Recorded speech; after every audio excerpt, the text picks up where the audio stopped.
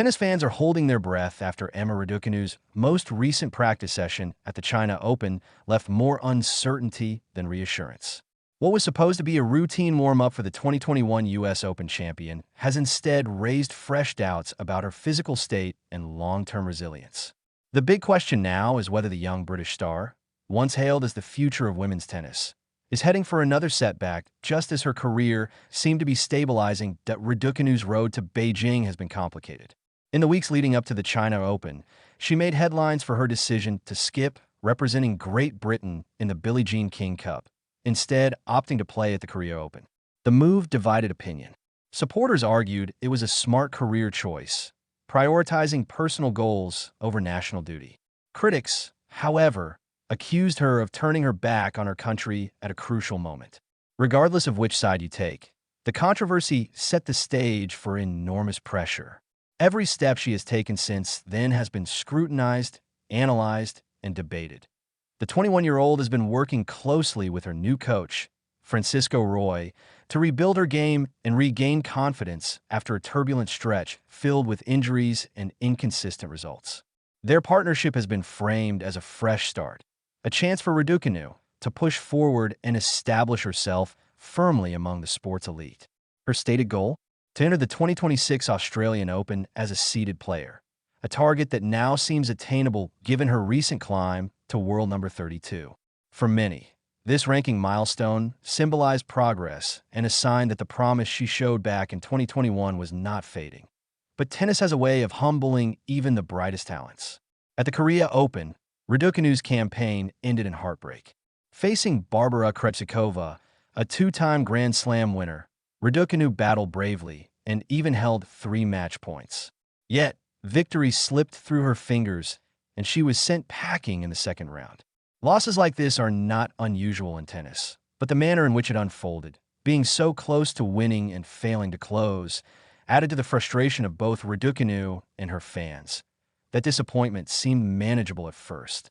After all, she still had the China Open to focus on, an even bigger stage with more points on the line.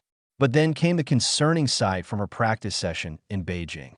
Observers noted that Raducanu appeared uneasy, frequently clutching her side and showing visible discomfort during rallies. What alarmed fans most was her decision to cut the practice short.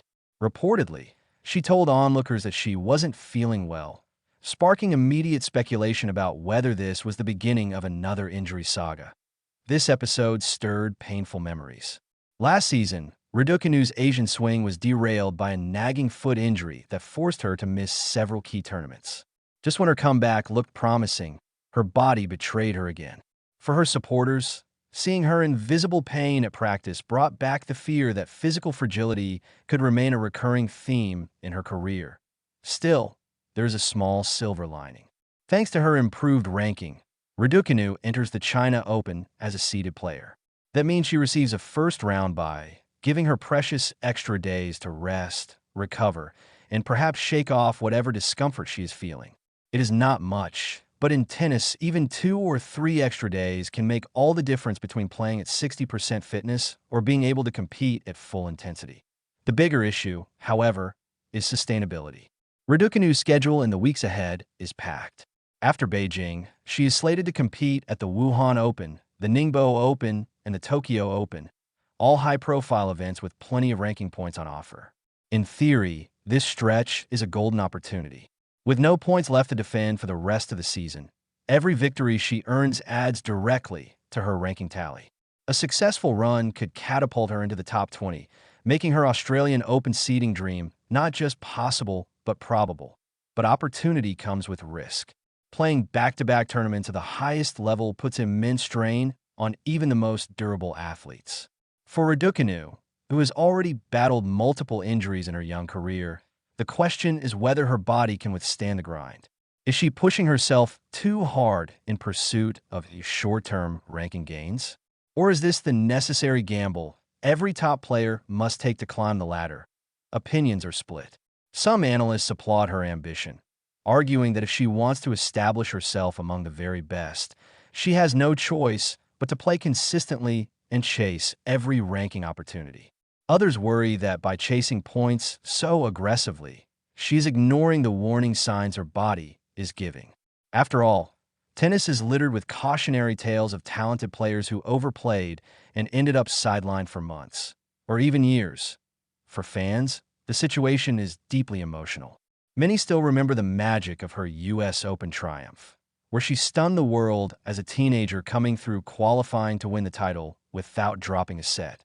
That Cinderella run made her a global superstar overnight, but it also set expectations sky high. Every stumble since then has been magnified under the weight of that initial success. Supporters desperately want to see her recapture that form, but they also fear that the constant injuries and pressures could burn her out before she reaches her full potential. As Raducanu prepares to step on court in Beijing, the tennis world is left with more questions than answers.